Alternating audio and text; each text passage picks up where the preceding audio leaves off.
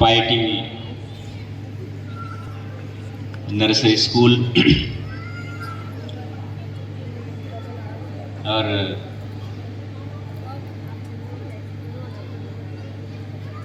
इस सुंदर प्रसंग पर, सुंदर प्रांगण में एनुअल डे सेलिब्रेशन पर मंच पर उपस्थित आदरणीय फादर डिसूजा, स्कूल के प्रिंसिपल,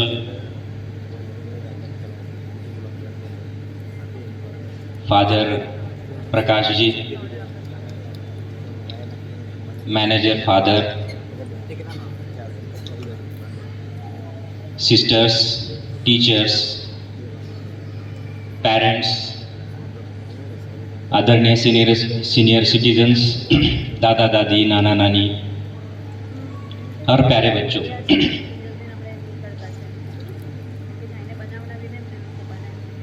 इस प्रोग्राम का इनविटेशन देने के लिए फादर प्रकाश जी जब मुझे मिलने आए थे तो मुझे बहुत खुशी हुई थी, बहुत आनंद हुआ था कि मैं आप सबको मिल पाऊंगा। वैसे इतना सुंदर प्रोग्राम होने के बाद ज़्यादा लंबा चौड़ा भाषण नहीं दूंगा मैं, लेकिन ये जो अवसर है आप सबसे मिलने का, इसको भी मैं लेना चाहूँगा। जैसा कि आप सब पेरेंट्स के नाते बहुत संवेदनशील है, ये पता ही चल रहा है, क्योंकि आपने एक अच्छी स्कूल चूज की है अपने बच्चों के लिए।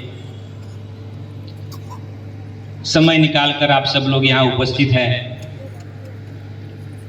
सपोर्ट कर रहे हैं, चीयर कर रहे हैं। फादर प्रकाश जी से मैं जब नीचे बैठ के बातें कर रहा था तो उन्होंने मुझे बताया कि काफी सपोर्ट पेरेंट्स से मिलता है उनको। मित्रों, ये जो स्कूल कैटेगरी है प्री प्राइमरी, स्कूल एजुकेशन में बहुत ही इंपॉर्टेंट कड़ी है। प्राइवेट सेक्टर में काफी वर्षों से ये चल रही है, गवर्नमेंट सेक्टर में उसकी थोड़ी कमी थी, और इसका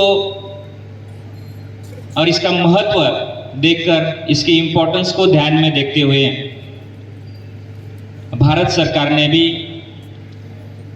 पिछले 2 वर्षों में हमारे प्रदेश के लिए 144 जितनी प्री स्कूल्स अलॉट की है, प्री प्राइमरी स्कूल्स, जिसमें आज की डेट में अराउंड 3000 बच्चे एनरोल हैं।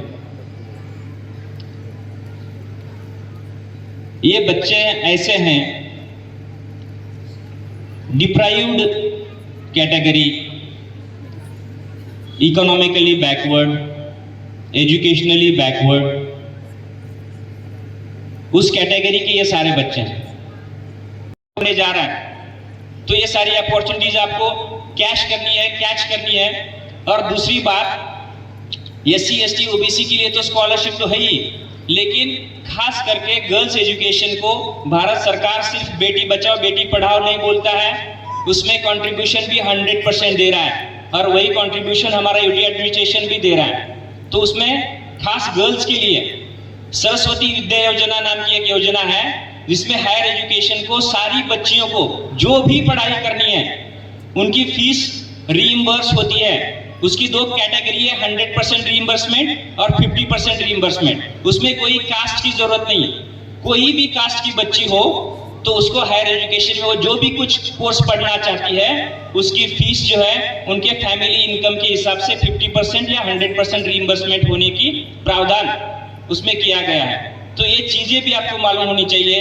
टाइम टू टाइम हमारी यूटी एडमिनिस्ट्रेशन की वेबसाइट भी आपको देखना चाहिए, काफी सारी उसमें एडवर्टाइजमेंट रहती है। और पिछले कुछ दिनों में काफी सारी रिक्रूटमेंट शिक्षा विभाग में हुई है, शायद आप लोगों ने भी उसको देखा होगा, जाना होगा। तो उसमें पूर्ण पारदर्शिता के साथ ये सारे रिक्रूटमेंट हुई है। तो हमने उसमें पाया है कि क्वालिफाइड तो बच्चे काफी सारे हैं, लेकिन गुणवत्ता नहीं है। तो आज इतने सारे बच्चों ने जो प्राइज डिस्ट्रीब्यूशन लेने के लिए करते समय जो बच्चे आए हैं, उन सारे पेरेंट्स को तो मैं सबसे पहले कॉन्ग्रेचुलेशंस कहूंगा, अभिनंदन कहूंगा। लेकिन आपको इस स्टेज पे रुकना नहीं है, आगे भी आपको बच्चों को इसी तरह से सपोर्ट करना है। और सबसे बड़ी आपकी इन्वेस्टमेंट है, रोज सिर्फ 1 आवर, आपके 24 घंटे का 1 घंटा आपको बच्चों को देना है। तभी आप जैसा चाहते हो वैसा आप बच्चे को मोल्ड कर पाओगे। मोल्ड समझ रहे हो? ढाल पाओगे जिस साचा में, या बच्चा जिस दिशा में जाना चाहता है उस दिशा में। और उसकी पहली स्टेप है रीडिंग। ज्यादा से ज्यादा बच्चों को रीडिंग की हैबिट बनाइए, अपने आप बच्चे की जो पर्सनैलिटी है वो डेवलप होती जाएगी। तो इस अवसर पर मैं आपका ज्यादा समय नहीं लूंगा, काफी समय हो गया है। और मैं ये आप सब लोगों को ये आश्वस्त करना चाहूंगा कि शिक्षा विभाग से या शिक्षा से रिलेटेड आपको कोई भी परेशानी हो, कोई शंका हो, कोई क्वेरी हो, तो कभी भी आप शिक्षा विभाग में आ सकते हैं। आपका स्वागत है। आपका अगर कोई सजेशन हो वो भी आप लिखित में सबमिट कर सकते हैं। उस दिशा में हम प्रयास करेंगे।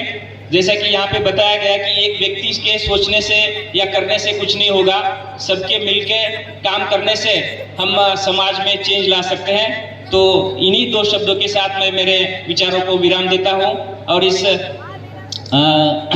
विद्यालय के trust members, respected fathers, principal father Prakash ji, उनको मैं धन्यवाद दूंगा, आभार व्यक्त करूंगा कि उन्होंने मुझे ये अवसर दिया आप सबसे मिलने के लिए।